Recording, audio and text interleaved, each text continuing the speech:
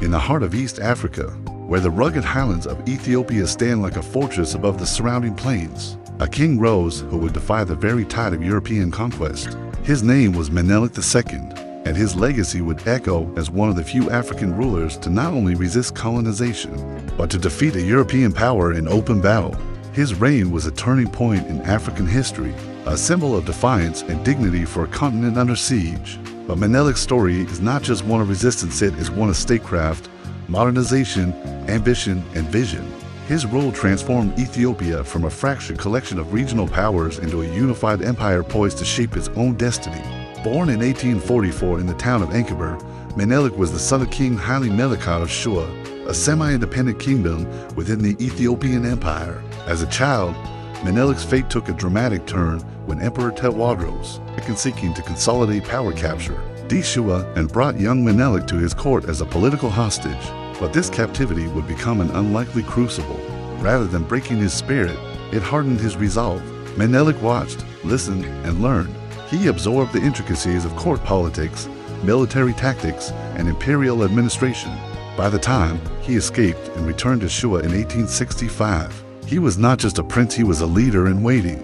Within a few years, Menelik had taken the throne of Shua and began asserting his influence. But Ethiopia in the 19th century was far from a unified empire. It was a patchwork of competing kingdoms, noble fiefdoms, and shifting alliances. Menelik, however, had a vision for a united Ethiopia, one strong enough to withstand the foreign pressures closing in from all sides. From the British in Sudan to the Italians in Eritrea, from the French in Djibouti to the Mahdi's forces in the west, Ethiopia was surrounded by forces that saw it as the next domino. In Africa's fall to European imperialism, Menelik began expanding his territory strategically. He forged alliances, subdued rival warlords, and extended Shuan control southward into Oromo lands, eastward toward Harar, and west into the rich regions of Kaffa and Sidamo. His campaigns were not only military conquests, they were state-building exercises.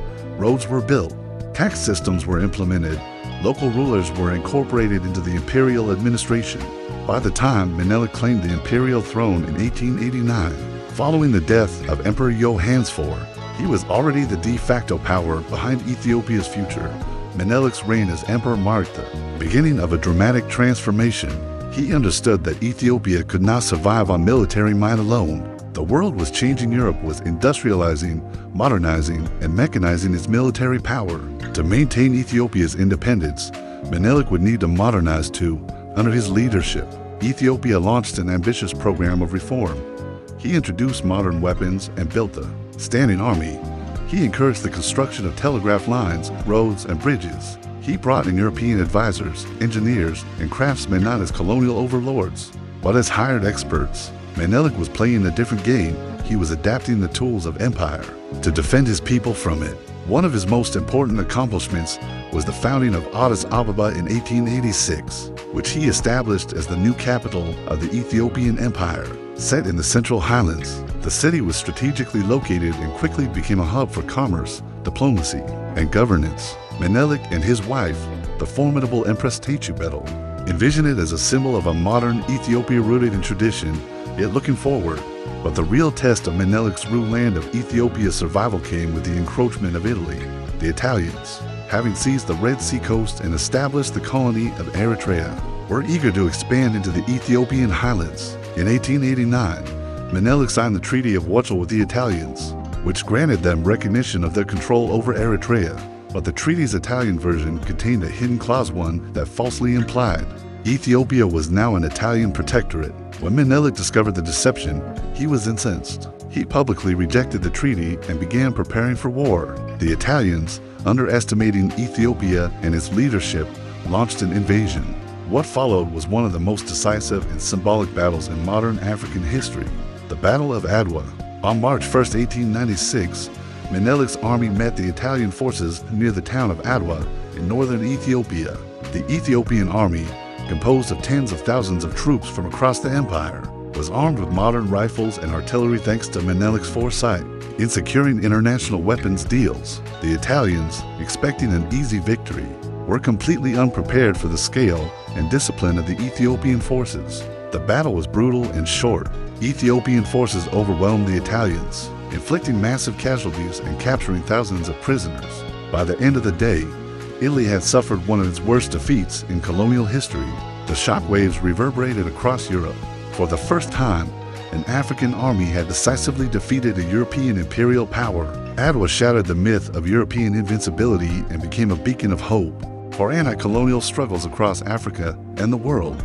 Menelik's victory secured Ethiopia's sovereignty and forced Italy to sign the Treaty of Addis Ababa, formally recognizing Ethiopia's independence.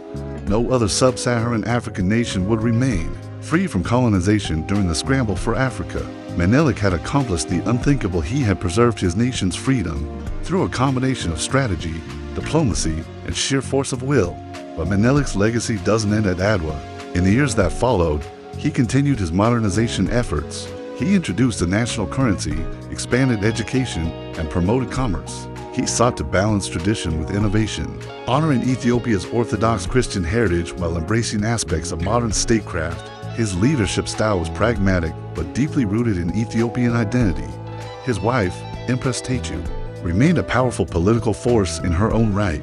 She had been instrumental in rallying troops during the war against Italy and continued to influence court politics. Their partnership was a rare example of shared royal power in a patriarchal society, and Tetu's legacy deserves its own recognition. By the time of his death in 1913, Menelik II had laid the foundation for a modern Ethiopian state. He had expanded its borders, defended its sovereignty, and set it on a path of self-determination. While later rulers would face their own challenges, Menelik's vision remained a guiding light.